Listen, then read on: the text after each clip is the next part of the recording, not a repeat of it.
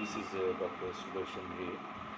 Today I am bringing to you yet another psycho-educative video which is aimed at educating the masses, the general public, about the various mental health problems, their causes, and in certain cases how to deal with them. Okay, now today we are dealing with the topic of addiction. Addiction to the various substances which create problems for the society at large and for the person affected in particular. Now, what is addiction? Addiction is a chronic relapsing disorder. Uh, it's a compulsion to seek and take drugs. Obviously, there is a loss of control, and there is dysphoria, there is anxiety, and workability. All these, the dysphoria increases, the anxiety increases, the workability decreases, and obviously the substance of abuse are alcohol, nicotine, opioids, and also digital cocaine. For example, these cell phones, the laptops, the gaming consoles, also known as the screen affective disorder. Now, why actually the substance abuse, why it takes place? Now, you see, previously people used to think that the persons who abuse substances, they actually, their behaviors were flawed. Their behaviors were flawed, and they did not consider those to be the mental health problem at all. Okay, so the treatment of this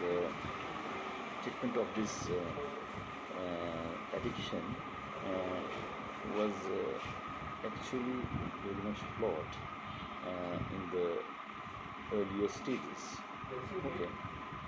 Now, addiction, of course, is a very chronic problem, and it involves change in the neural circuit, the reward circuit in the brain, and stress and self-control are affected to a very large extent.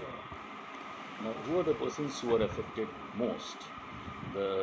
Obviously, it has been seen that if you start early, you tend to get addicted earlier, and obviously it is more difficult to treat. So the adolescents are the ones who actually get most affected, because you see, adolescence is a stage of life where you are neither a child nor a fully grown up adult. So basically, it's a confusion. I mean, the person, the members in this adolescence age group, they know they cannot behave like a child, and they know they cannot perhaps behave like an adult, midway in between. So this creates a confusion, and this adolescence actually, the brain is still not matured in all aspects. Okay, the cognitive and executive functions, they mature last. In fact, the age of 32 to 35 years, the cognitive and the executive functions, they mature. Okay, now in adolescence there's a propensity, natural propensity for experimentation. I mean, these youngsters, they wish to remain up to date, they wish to be hip and happening. They suffer from this novelty seeking behavior. They get bored very easily. Okay, now what happens is that initially they start taking drugs as a sort of experimentation. I mean, a friend actually, who is a druggie, and basically the drug suppliers provide these druggies with limited quantities of drugs, and these druggies actually, in any rave party or otherwise, ask the unsuspecting adolescent or any other person to take the drug. Okay, so, and it is for free.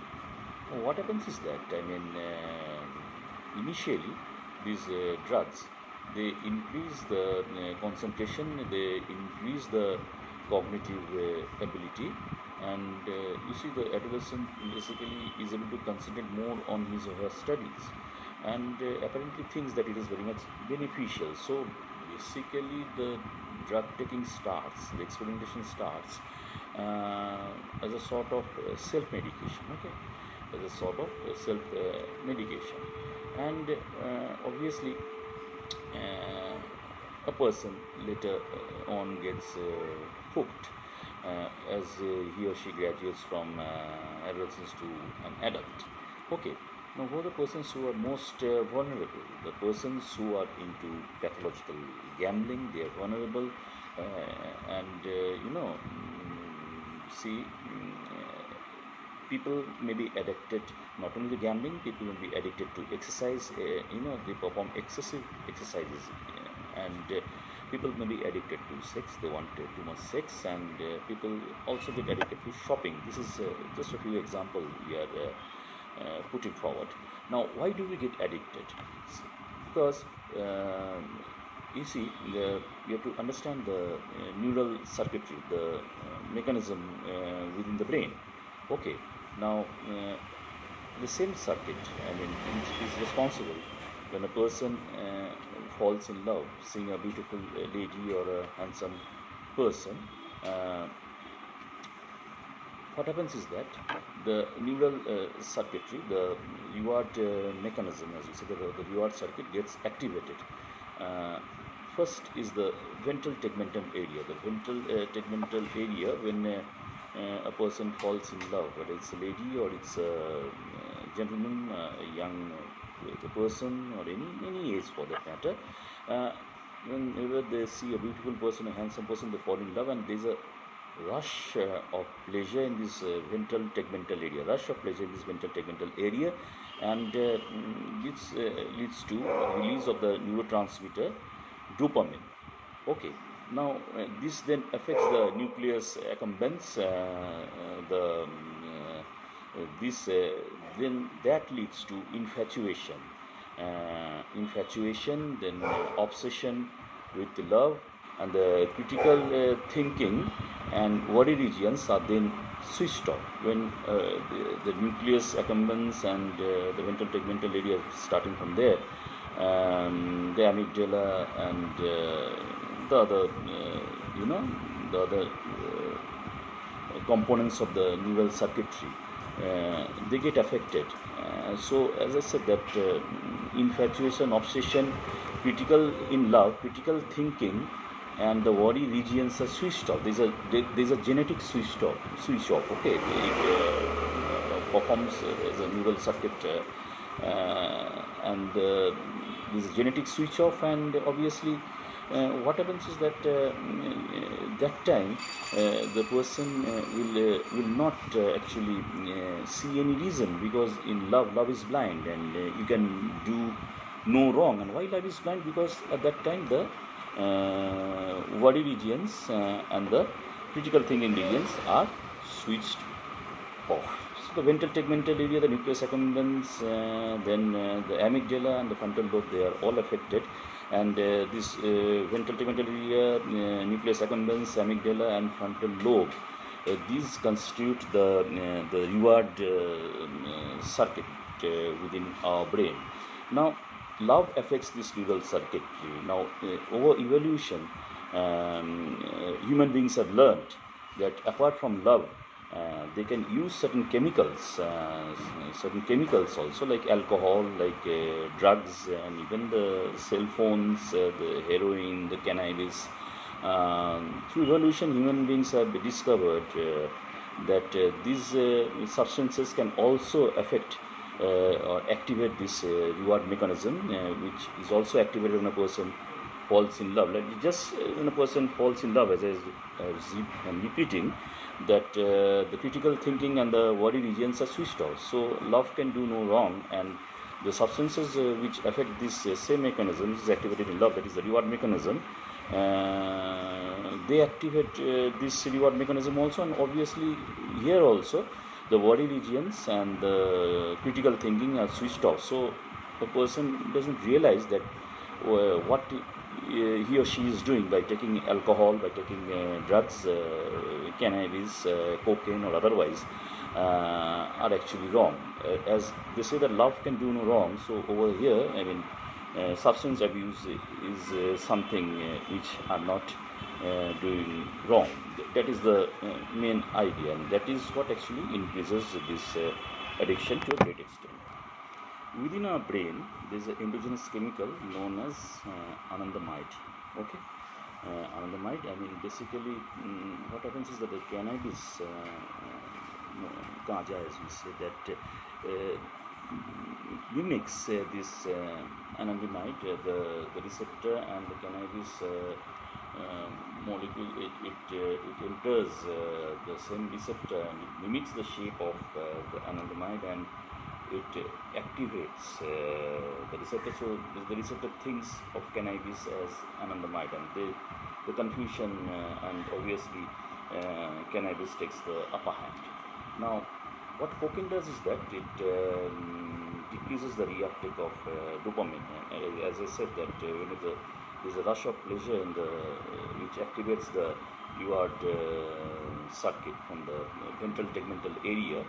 So that actually is due to the neurotransmitter dopamine, and the reuptake of dopamine is actually inhibited by substances such as cocaine. So even that actually leads to a rush of pleasure. That's what happens. Now, whether it is cocaine, whether it is coffee, which is caffeinated, whether it is Coca-Cola, they all tap into this reward circuit. As I said, ventral tegmental area, then nucleus accumbens, amygdala, and the frontal lobe, the neural circuit. So all coffee, cocaine, and Coca-Cola, and all of them actually tap into this reward circuit and activates. So there's a rush of pleasure there also on taking these drugs. Okay. Now, when a person suffers from fatigue or attention deficit disorder or antisocial personality disorder, persons use these drugs for self-medication. As I said, initially beneficial. When you are very much tired, if you take these drugs, if you take alcohol, if you take coffee also, I mean, both are harmful in their own ways, and obviously you have to do a lot of work and you are feeling tired, and when you take this coffee or you take this alcohol, you take this cannabis, or you chat on WhatsApp or on Facebook, you see the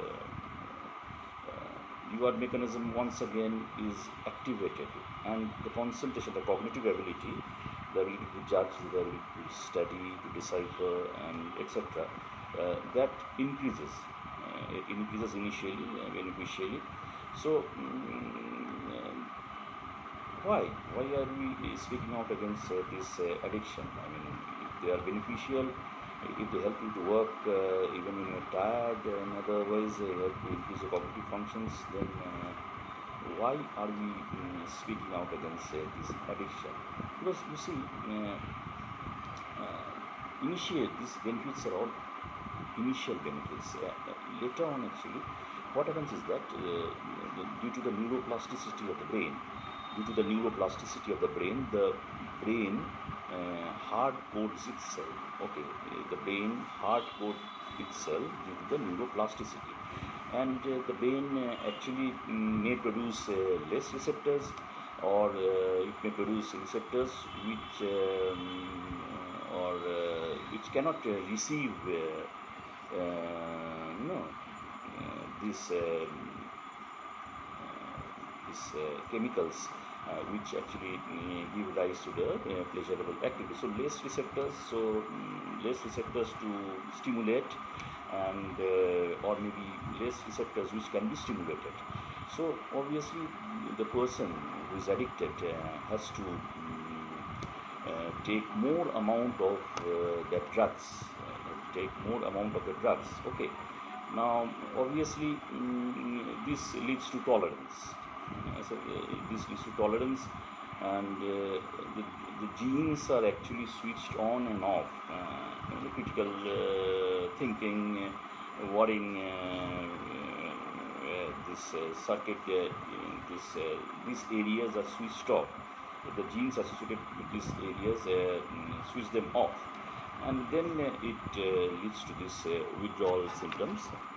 You see, when a person abuses substances, uh, ultimately it leads to sensitization and then desensitization. Okay, like if you take a needle prick, first you feel the pain, but if you take the needle prick repeatedly, then you are sensitized, and then you do not feel the pain anymore. Similar things happen over here, and you see, not only the substances, I mean, a person actually on sensitization, not only the person, the substance makes him or her feel euphoric.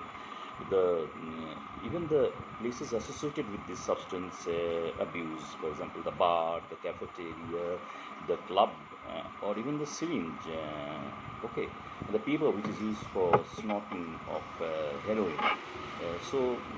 All these places actually, give rise to this euphoria, and a person feels in his or her comfort zone when he or she visits the bar, visits the cafeteria, visits the club, or even the sight of the syringe, the sight of the beer glass, or the wine glass, or the coffee cup makes him or her feel euphoric. So the person gets addicted to these places and these items also. Now, the craving, this rise to the craving for drugs. I mean, when a person walks by a bar or a cafeteria, thinks of going inside, and ultimately cannot resist, and this craving gives rise to impulsivity. Impulsive thoughts give rise to compulsive action. There is compulsivity, there is preoccupation, there is anticipation, and then there is binge intoxication. Okay, this leads to withdrawal, and as I had said earlier, that the brain hard codes itself. The genes dealing with critical thinking, the worry areas, they are switched off. Okay, and switched on at various times, and obviously this gives rise to tolerance. There is loss of control, there is salience, and there is withdrawal, and then actually the person takes the drugs or the substances of abuse, knowing fully aware that these are harmful, and that is the most critical point. So who are the persons who are at high risk of getting addicted? Who are the persons who are at high risk of getting addicted? Now, as I said, that those who start at a younger age, for example, the adolescence, neither child nor an adult. Okay, that time the impulsivity, the risk taking, the brain is still not matured, and the poor executive control, which actually sets in, matures as late as 30 to 35 years. So increase impulsivity, increase risk taking, risk appetite, novelty seeking behavior, and as I said, that the areas of the brain which are still not mature, the executive functions, the worry, the critical thinking, okay, the frontal lobe mainly involved. So it takes time, as I said, 30 to 35 years, and hence basically these adolescents have the maximum propensity of getting addicted. Okay, now what influences are the family history of alcoholism, marital discord between the parents, if the child suffers from developmental stages, in all stages of his or life. That means, as I said, that the family problems between the parents, alcoholism and others, separation, these do affect, these do influence and makes adolescent or a person more vulnerable to getting addicted. Now, the persons who suffer from antisocial personality disorder, attention deficit disorder, bipolar disorder, mood disorder, emotional control disorder, and obviously the genetic inheritance. Genetic inheritance does have a very significant role in this. I mean, with the parents being affected by alcoholism or anything, even in case of depression and anxiety. So that is genetically transmitted. It influences the genes, and the environmental stresses actually also are very, very significant. As I said, that the marital discord between the parents, separation or otherwise divorce, does affect um, the person, and makes him or her more vulnerable to taking substances of abuse. The substances of abuse may be chemicals, as alcohol, drugs, nicotine, cannabis, cocaine, or even coffee, or even this dark cold drinks, or maybe addicted to a certain behavior. That's the screen affective disorder, SAD, or digital cocaine addiction to the cell phone, addiction to this WhatsApp and Facebook and Instagram, etc., etc., through this mobile phone, through this laptop, through this tablets, through this desktop. So addiction to chemicals and addiction to behaviors, and the underlying pathology I've tried to explain in the layman's terms, so that people can understand. When people understand, when the common person understands a bit of the pathogenesis, he or she is better prepared to tackle and prevent also, with the help of a psychiatrist or and a psychologist. As I said, that the patient, the mental, always tell my patients that the mental patients actually they cure themselves. So this video is aimed at raising the awareness and breaking some of the myths associated with addiction. So I hope this helps you, and if you do find this useful, do visit my YouTube channel and like, comment, and subscribe. So till the next video comes on in the series, goodbye from my side.